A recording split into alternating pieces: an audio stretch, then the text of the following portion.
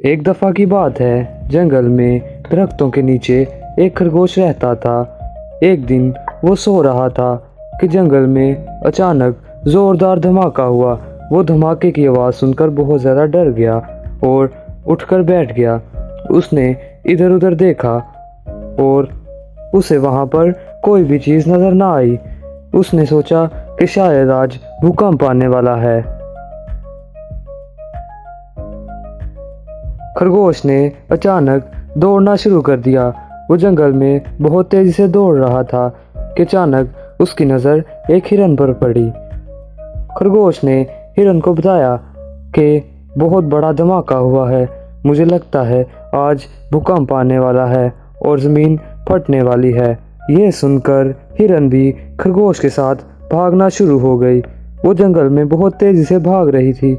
इसी दौरान उन्होंने हाथी, गधे और बंदर को देखा। वो हाथी, गधे और बंदर के पास गए। उन्होंने कहा, आज भूकंप आने वाला है और ज़मीन फटने वाली है, जिसकी वजह से हम सब मर जाएंगे। हाथी, गधे और बंदर ने इनकी बात को सुना और उन्होंने भागना शुरू कर दिया। बंदर बहुत ज़्यादा डर चुका था और कहने लगा, क्या हम सब मर जाएंगे? बंदर की बात सुन के गधा भी हैरत में पड़ गया और बहुत ज़्यादा डर गया। इस दौरान तमाम जानवरों ने भागना शुरू कर दिया। वो भागते भागते एक चीते के पास पहुंचे। उन्होंने चीते को बताया कि जंगल में भूकंप आने वाला है और तमाम ज़मीन फटने वाली है। और चीते ने भी तमाम जानवरों के साथ मिलकर भागना शुरू कर दिया। वो जंगल में बहुत तेज़ी से भाग रहे थे कि एक शेर ने झाड़ियों में छुपकर उन्हें देखा। वो कूदता हुआ ज़मीन पर आया और उसने कहा, तुम जानवर सब कहाँ भाग रहे हो?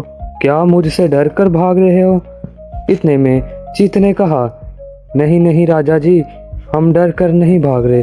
आज जंगल में धमाका हुआ और ज़मीन फटने वाली है, भूकंप आने वाला है, इसलिए हम सब डर कर यहाँ से भाग रहे हैं। शेर भी तमाम जानवरों की बात सुनकर वहाँ से भागने लगा और भागते भागते उन्होंने एक लोमड़ी को देखा और ये बातें लोमड़ी को बताई कि भूकंप आने वाला है, ज़मीन फटने वाली है। ये सुनकर लोमड़ी बहुत ज़्यादा हंसी। शेर ने कहा, क्या तुम मेरी बातों को मजाक समझ रही हो? लोमड़ी ने कहा, नहीं नहीं राजा जी, मैं अब मजाक नहीं समझ रही, मुझे माफ़ कर दीजिए, मगर मुझे तो चक्कर कुछ और लगता है। यह सुनकर तमाम जानवर हैरत में पड़ गए।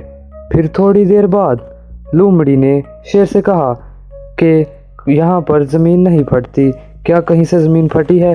क्या भूकंप आया है? सब जानवरों ने कहा, अभी तक तो नहीं आया।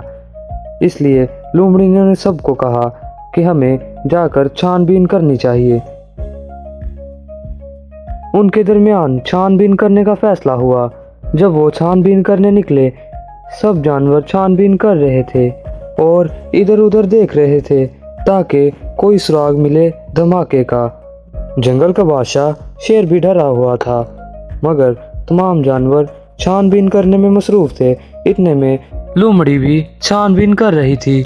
वो झाड़ियों के पीछे छानबीन कर रही थी कि उसने देखा नारियल के पेड़ के नीचे बहुत सारे नारियल गिरे हुए हैं। वो समझ गई कि ये आवाज़ इन्हीं की थी। जो धमाके की आवाज़ थी वो नारियल गिरने की आवाज़ थी। और भी वीडियो देखने के लिए हमारे चैनल क्रिएट स्टोरीज को सब्सक्राइब करें।